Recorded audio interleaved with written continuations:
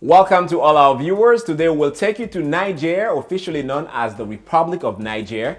Niger is also a country with the highest rate of child marriage in the world. A Haitian woman brings the spotlight to the issue. Welcome, Monique Leska. Thank you for being here with us. Thank you so much for having invited me. We know that Niger is facing several issues: climate change, terrorism, child marriage. So you brought the issue on the table. Tell us about that phenomenon issue in Niger and what has changed.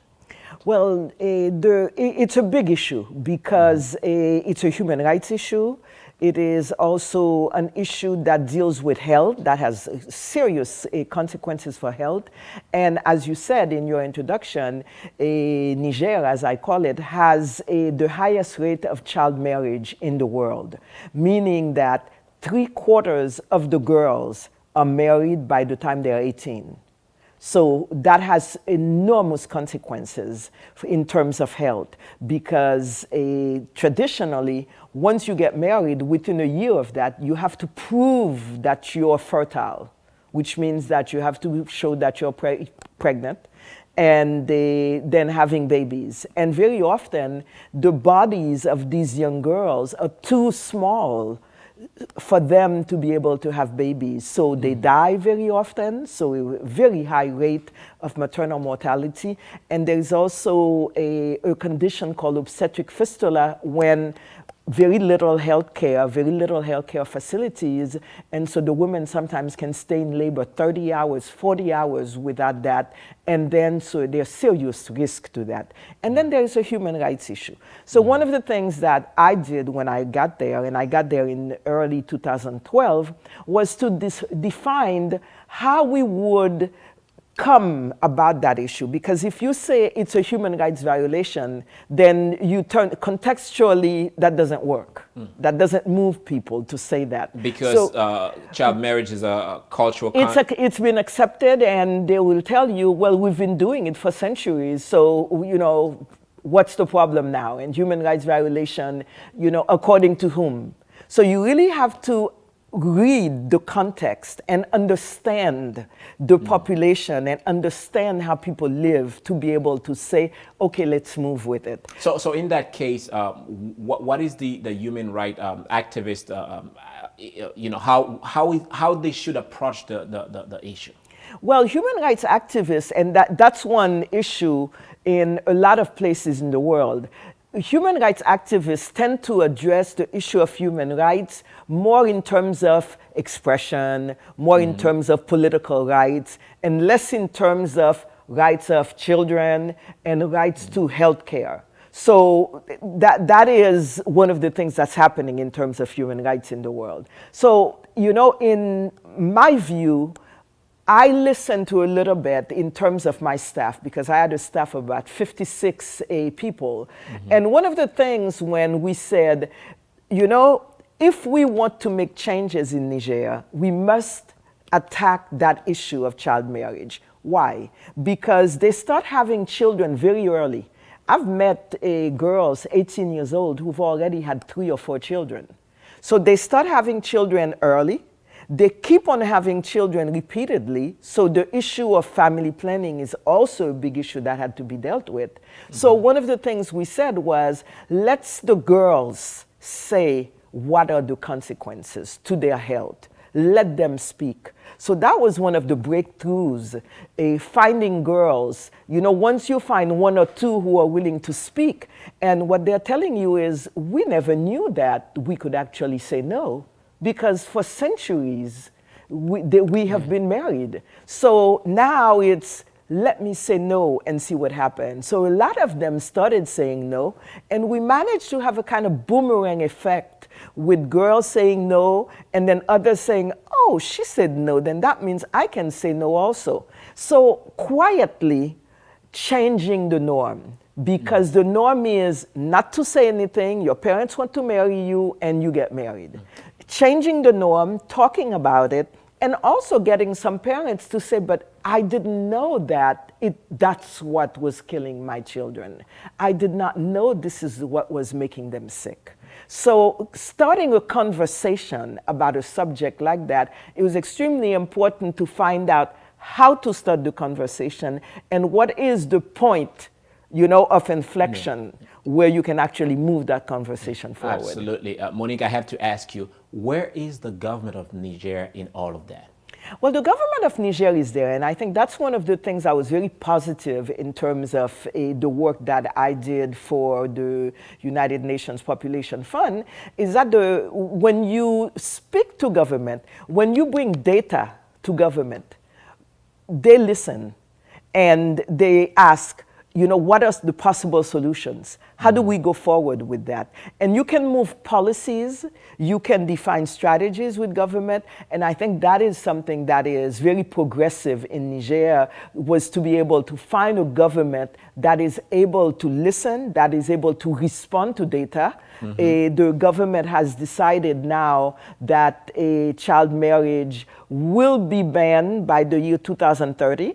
There is no law yet, but a lot of things are being done in terms of family planning, in terms of getting traditional chiefs and getting various sectors of the society to actually work on the issue, perhaps not on the legal sense in terms of parliamentarians, but certainly in terms of changing norms. And that's the part that's very important, because you can have a law on the books, but people are still doing it because it's culture. Yeah, absolutely. So it's better to actually work on changing the cultural norm. And then, of course, it's very good also to have the law so you can have both, so you can work at both ends. Let's talk more about family planning. I know that the radicals were against that. Under your leadership, you helped ease that. How did you make that happen? Well, again, you have to have data, and you have to be able to give arguments. Very often, it is about, well, our ancestors did it. We've been doing it, and so why should we change? Why must we change? And one of the things that we showed is that we're not saying it will be very difficult for you to find a government official who is going to talk about family planning. They'll talk about birth spacing. To us, it didn't matter, whatever you call it. But bottom line, a woman should wait a certain amount of time before they have children. And one of the things is, in going around, I started hearing women from Niger saying, I'm tired. Because if a woman is 35 and she already has 8 children, of course she's going to be tired. And what I used to tell them is that I have 2 and I'm tired. So I can understand you having 8, having 11, and you're tired. So it's getting an argument so that if you wait 2 years, if you wait 3 years, you can have time to rest, one. And secondly, getting traditional chiefs who are extremely powerful in Niger to believe in what we were saying, going out, talking to them. Because very often, you know, you sit in your office and you have all these big data, you have all these strategies, etc. And that's not how it works in Niger. It doesn't work that way. It really works with you going out in the field, meeting people, talking to them, hearing what they have to say, because very often they have the solutions. They identify their problems. So it's being able to make it easier for them to do this.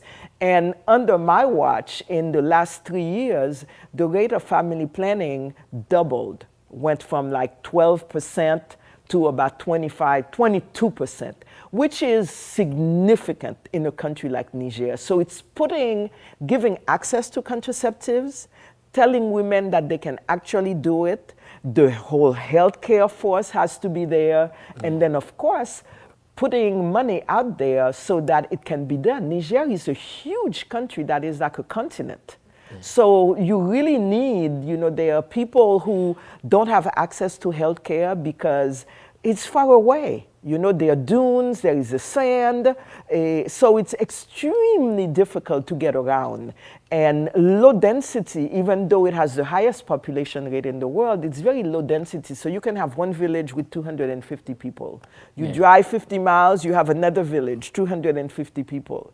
And the same thing. So getting healthcare to people is very difficult. So working on all of that is what made the difference. And I say very humbly that I was very excited to be part of this and to see changes being made. Should I say you did a wonderful job in Niger, that Thank the you. Nigerian government and 2 chiefs from different areas of Niger have acknowledged your leadership with the highest honors. Yeah. How did you feel when you received such acknowledgement from them? Oh, I mean, I could raise the world. Yeah. I was, I was beside myself. I think, first of all, for the chiefs, these are people whose genealogy dates from like sometimes centuries before Christ. Mm-hmm. So you have a chief who can tell you, I'm the 22nd, in the lineage of whatever. Yeah. So that means they go back centuries. So talking to them, convincing them, and having them say, you know what, we're moving forward, that's already something. But for them to be able to say, we appreciate so much what you have done that we are giving you a title and we're making you the highest woman in the chiefdom, that is something absolutely extraordinary. And that's what two chiefs did. And I was really beside myself. It is beyond being honored. And when the president decided to give me the Medal of Merit, a commander of the honor, I was again extremely excited. So, it's recognizing my work, but it's also recognizing the work of the team that I worked with. Because, alone, I'm nothing. And it's working with all the different teams, working with government, working with the various sectors that really have made the difference. So I was very honored to be able to be honored in that manner. Honored to be honored. Let me say that we are so proud of you. Thank you so much, Monique Kleska, for being here today. Thank you so much. And thank you to you as well for watching. We'll see you next time.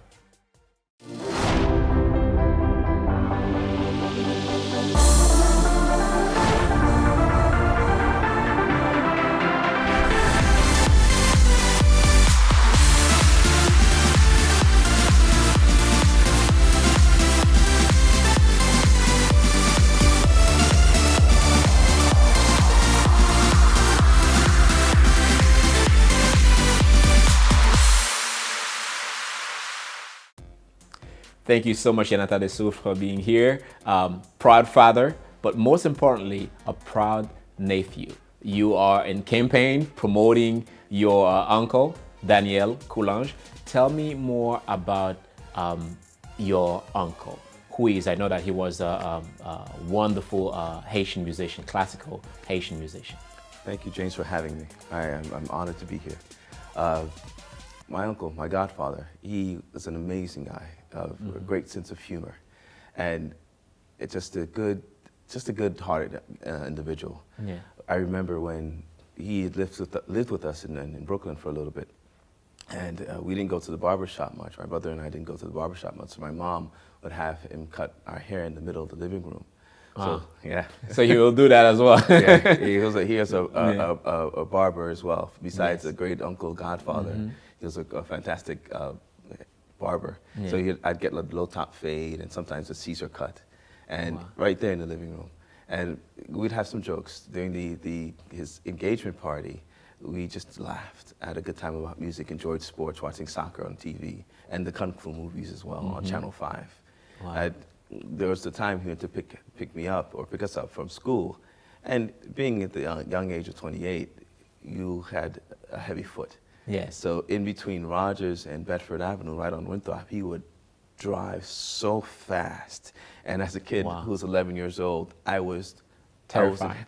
I was not terrified. I was having a great time. Oh, really? Wow. It was Indy 500. You're going very fast. You're like, oh my God, this is exciting. Yeah. So my uncle was a very a fun guy to be around, you know, and my Powan, you could say, in Haiti, he's my Powan. And losing him this was a few weeks after my 11th birthday was a total shocker. So. Wow. And he made a wonderful adaptation, very popular in Haiti, as a matter of fact. But here, he made some adaptation. You have Killing Me Softly, was one of them, and Don't Cry For Me, Argentina. Yes. These songs, they affect you in a particular way. Why?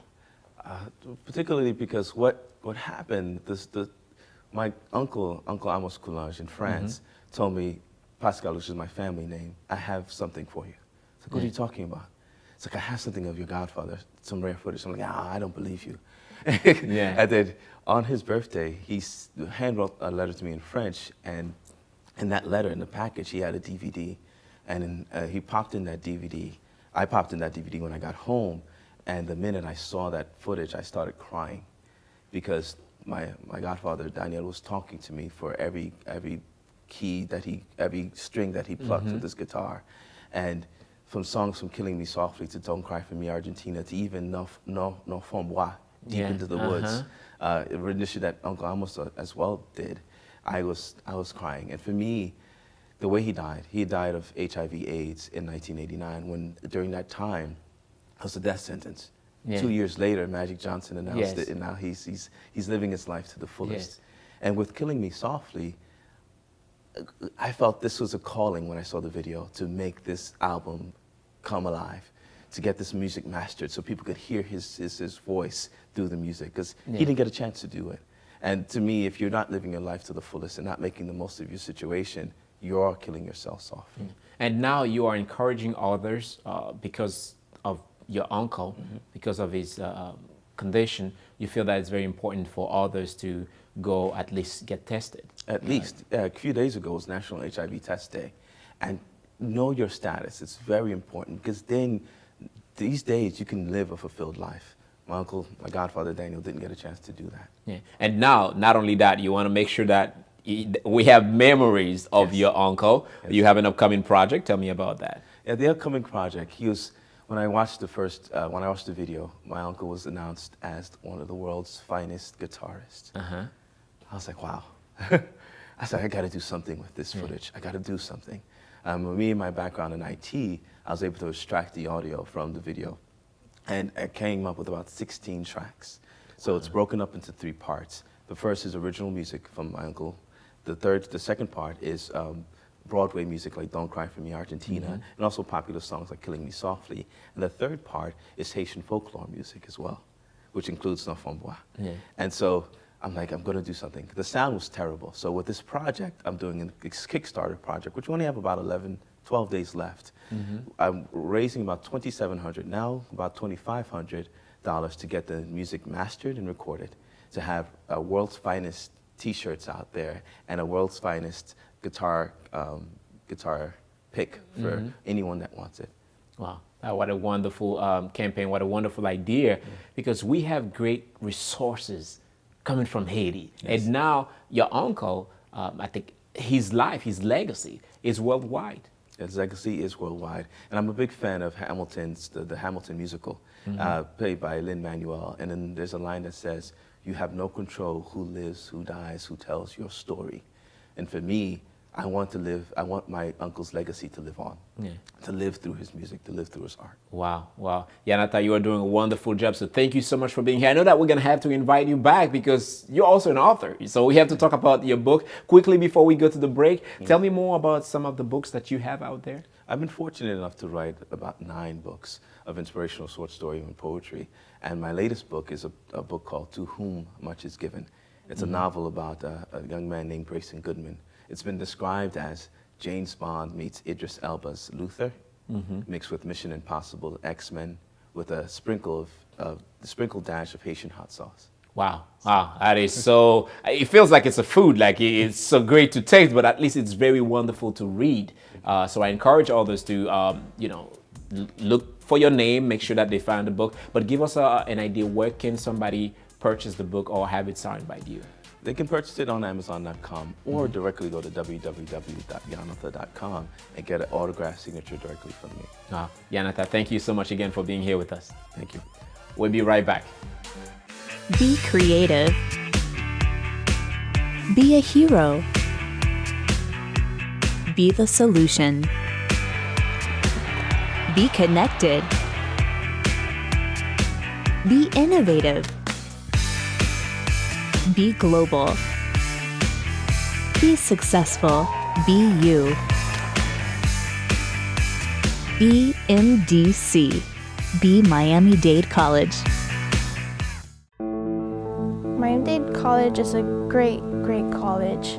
It changed my life. MiamiDade is really like a family. They really embrace the students. They really have a way of making you feel wanted, making you feel loved, making you feel that you could really do what you desire to do. I'm very happy that I came to MiamiDade College North. Wonderful faculty, wonderful advisors. I feel speechless because they're so good at what they do. I feel that students should not give up. They should become someone. They should be in a major that they love. And MiamiDade really, has made a huge impact on my life for the better. I feel that everyone should do that. Everyone should take that extra step and continue their education. Come here to MiamiDade. MiamiDade is great. Joining us now is Major Irvins Ford, a 28-year veteran Miami-Dade Police Department. After graduating high school and spending 4 years in the U.S. military, Ford joined the Miami Police Department as soon as his service was complete. With more than 7 years as a homicide detective under his belt, Ford says few people are willing to make that kind of commitment, getting called at 2, 3 o'clock in the morning, sacrificing family time. He was also the commander of the Little Haiti net area, where he was responsible for the management execution of all police services to public places, neighborhoods, city-owned facilities, and functions in the area. Major Ford is part of the U.S. Department of Justice International Law Enforcement Exchange Program, where he teaches criminal investigation to other international members of the law enforcement community. Thank you so much for being here, Major Ford. It's an honor. Glad to be here and happy to share whatever knowledge that I could pass on. Absolutely. Let's start by saying that you are the first Haitian American to serve as major for the Miami Police Department. What is that telling you? That's also an honor. And being that the City of Miami Police Department is a paramilitary organization, the rank structure is very important. The rank structure not only determines your role, but it also serves as your accomplishment. And prior to myself, the highest rank that Haitian American was able to achieve was commander, which is right under major. Mm-hmm. The way the department is structured, majors are in charge of district, which is a whole section of the city.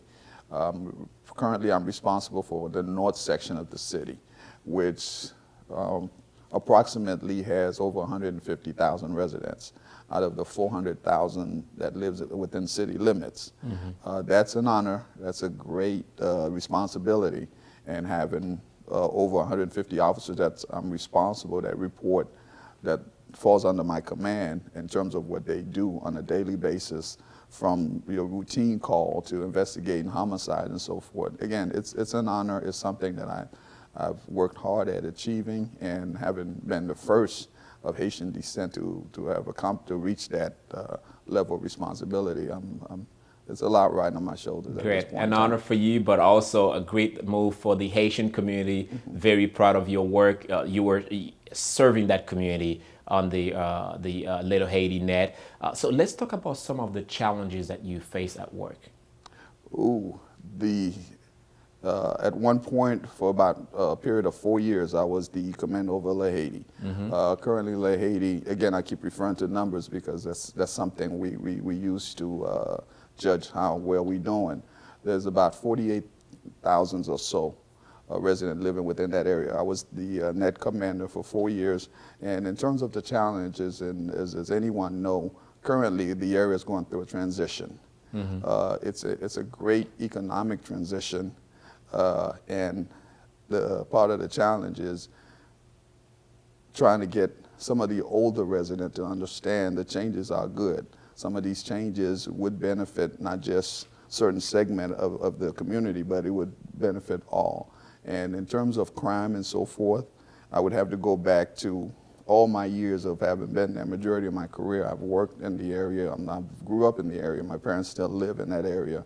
Therefore, I have firsthand knowledge in terms of who's involved in what and so forth. At times it is difficult because simply these people that you know, sometimes people you grew up with, and it may come down to a point in time where you have to make the decision, hey, that person need to go to jail. Mm-hmm. And you have to put safety first, not just of one segment to say the Haitian population, but everybody overall. You grew up, you said it, Little Haiti. Now we see it's changing. So what is your perspective when it comes to the Haitian community, when it comes to the Little Haiti community? I saw it firsthand again. I grew up right there in the heart of La Haiti. I attended Miami Edison Senior High School, other middle school within that area. And at one point, you saw the decline within the infrastructure of the area. And unfortunately, a lot of the folks that initially settled there moved north.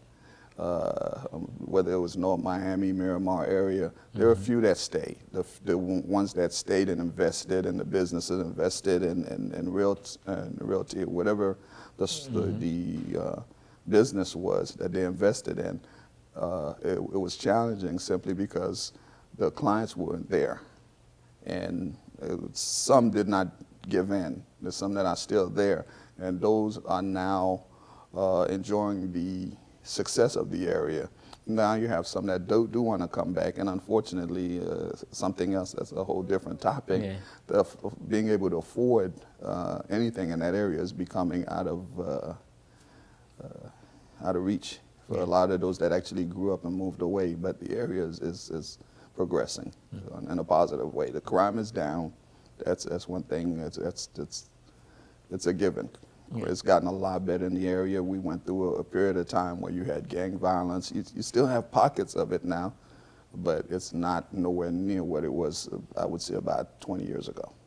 You're not serving by yourself, obviously. So your whole family is that a police family, the tradition, right? So your son is also a police officer. Right. Your daughter, her mother, also police officer.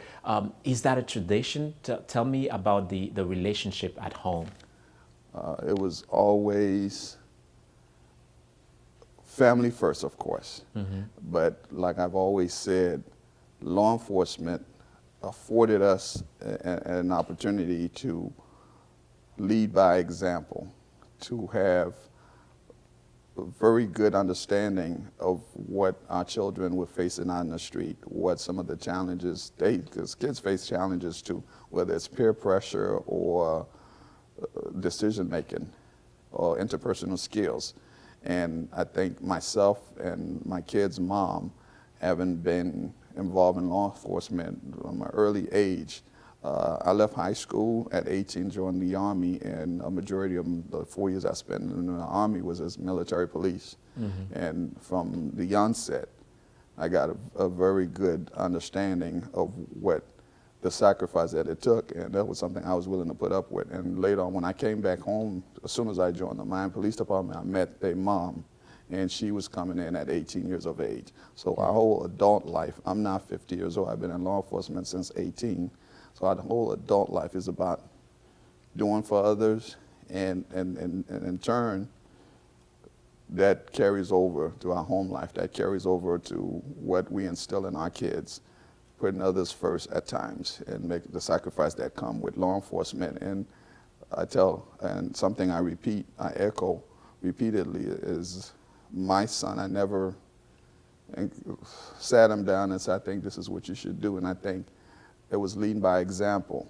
And something he was recently, I recently spoke with him, and one of his answers was, I saw the joy in your face when you came home at night. I saw how much you enjoyed doing your job, the work that you do, and I wanted that same joy out of coming home every day.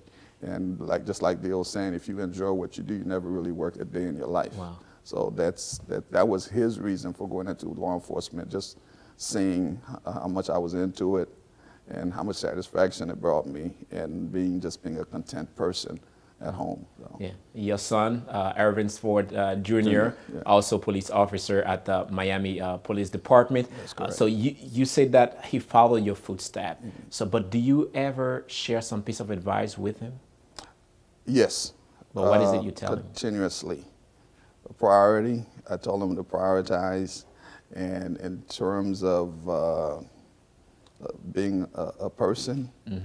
There's another saying that I say to him all the time: the true judgment of a man is not what you do when you have to. It's what you do when you don't have to. It's that's going back to putting other people first. And I think that's something that me just saying it wasn't enough. Him seeing me, I interact with other family members, I interact with the public, and he saw, even when I wasn't around, I think one of the first time it hit him was when he was old enough to be out and about on his own, and as soon as somebody found out who he was, and the first thing came out of their mouth, your dad is a good man. And at no point he encountered anyone to say anything bad about me in terms of what I was doing, how I treat other people. So it started hitting him like 13, 14 years old. Wherever he went, folks had nothing but good thing to say.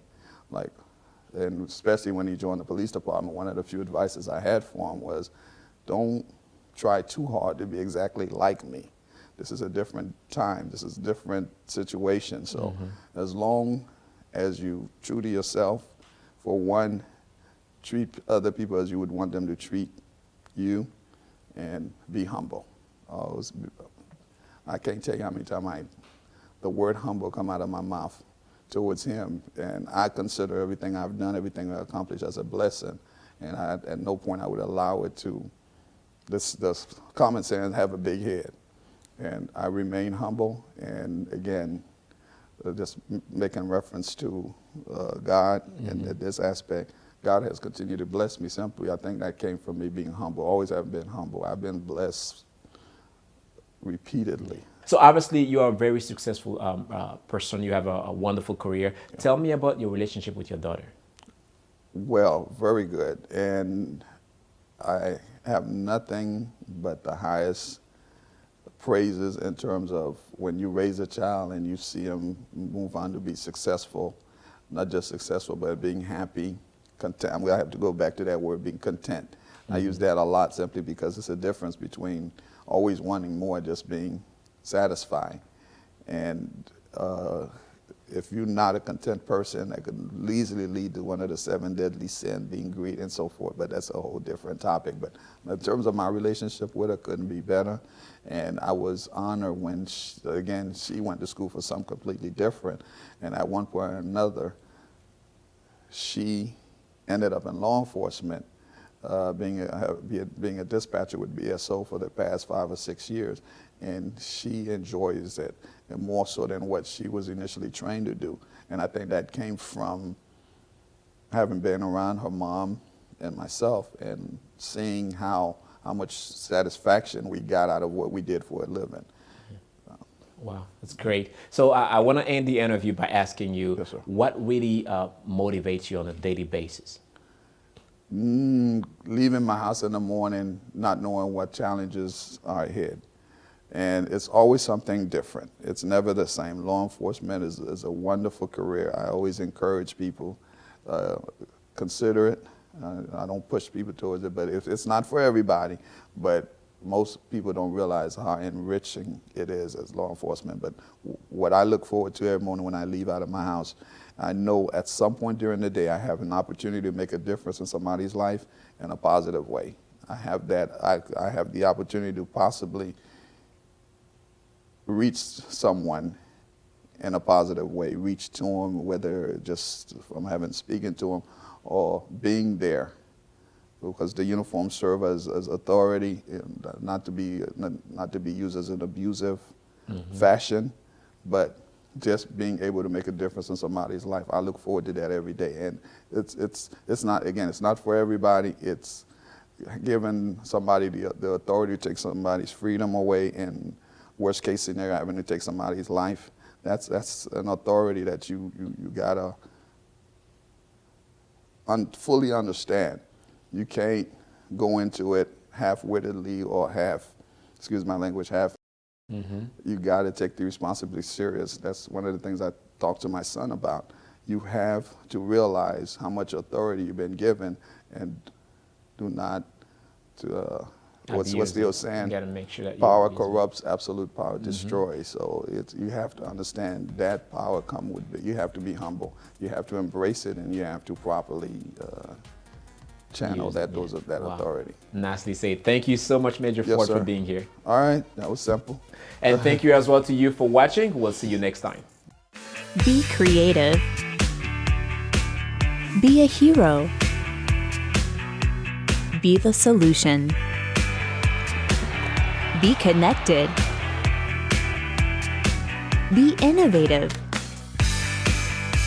Be global. Be successful. Be you. Be MDC. Be Miami-Dade College.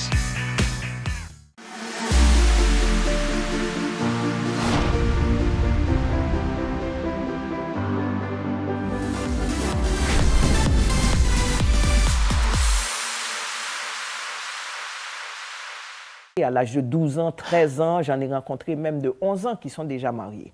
Donc, ceci dit, c'est la raison pour laquelle traditionnellement on les marie. Mais ceci dit, il y a des conséquences très graves pour la santé de ces filles. Quand elles se marient très tôt, elles peuvent mourir, d'une part. Deuxièmement, elles peuvent avoir une maladie qu'on appelle la fistule obstétricale parce qu'elles n'ont pas accès à des soins et elles ont un travail qui dure des heures et des heures.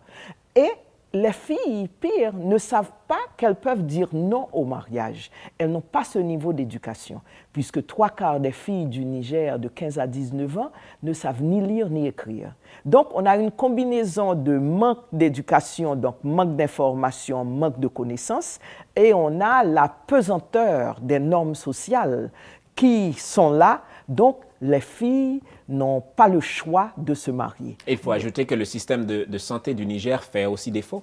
Le système de santé du Niger fait défaut, mais ceci dit, ce n'est pas unique dans le monde. Il y a 47% de la population du Niger qui a accès à la santé. Mais s'il n'y avait pas le mariage précoce, peut-être qu'on n'aurait pas ce genre de situation, de répercussions sur le système de santé. Parce qu'il y a d'autres qui ont peut-être 47%, mais sans le mariage précoce, ont peut-être moins de problèmes.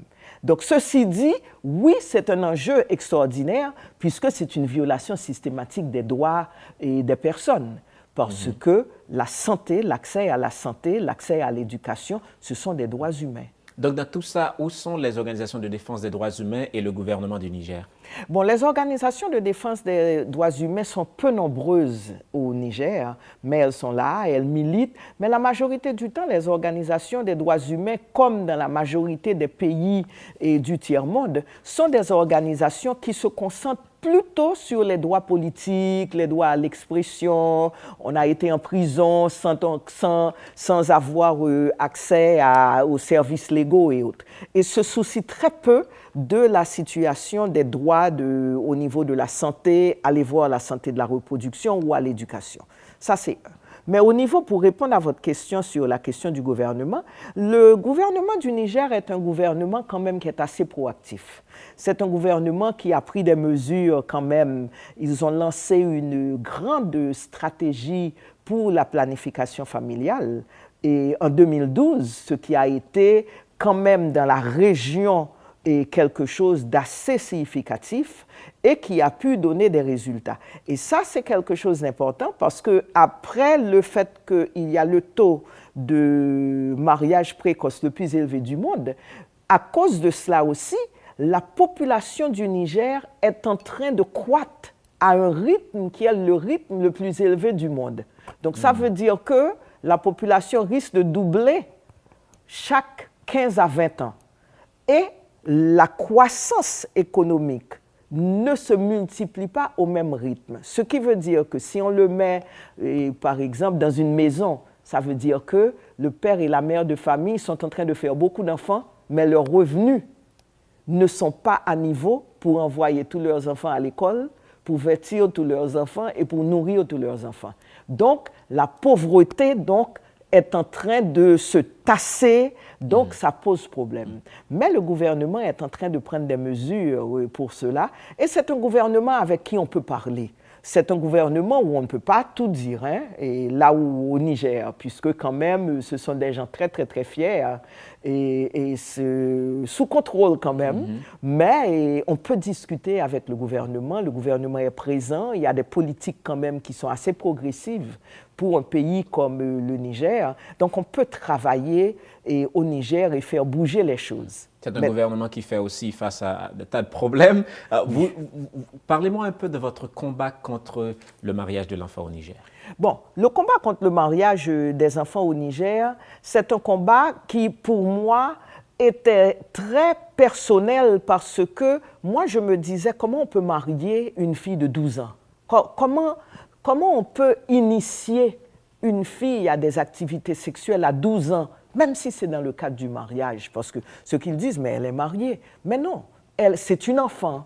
Donc, arriver à dire, et moi, finalement, j'arrivais à le dire dans mes discours, que comment est-ce que tous ces grands messieurs peuvent avoir des enfants dans leur lit? Puisque dans d'autres cultures, on va dire c'est la pédophilie. Mais au Niger, on ne parle pas de ça. On dit que ce sont les traditions et tout ça. Donc, pour moi, il s'agissait donc d'entamer une conversation avec différents secteurs de la population pour montrer les données, pour montrer les conséquences sur les filles, pour montrer les conséquences sur le Niger. Et on a pu arriver à faire ça en parlant à différents secteurs de la société, et en particulier les filles, pour qu'elles puissent prendre conscience et qu'elles puissent se dire, mais tiens, et si je disais quelque chose, et si je disais non, qu'est-ce qui va se passer? Qu'est-ce qui va changer? Et deuxièmement, en parlant avec un autre secteur très important, qui sont les chefs traditionnels du Niger, qui régit absolument tout. Ils savent le matin quand ils se réveillent qui a battu sa femme, ils savent quel enfant s'est marié avec un homme très grand, ils savent aussi qui est mort, les naissances, ils savent tout. C'est la structure du pouvoir traditionnel au Niger millénaire.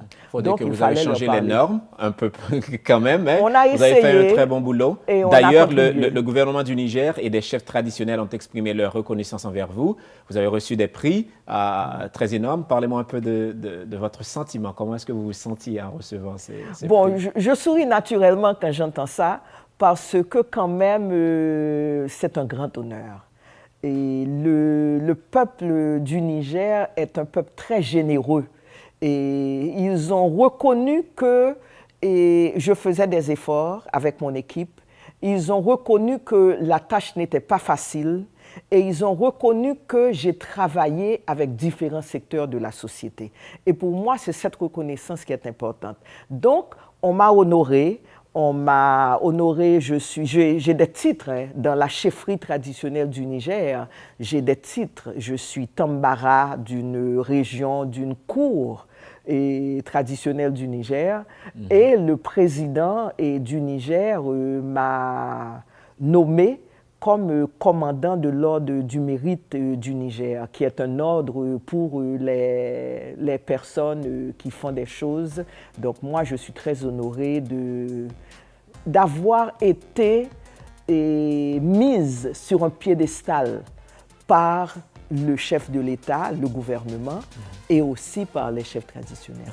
Merci infiniment, Monique, d'avoir été des nôtres. Félicitations encore une fois. Merci encore. Merci, vraiment merci. Et merci à vous d'avoir été des nôtres. Mon nom est James Pierre. On se retrouve un peu plus tard.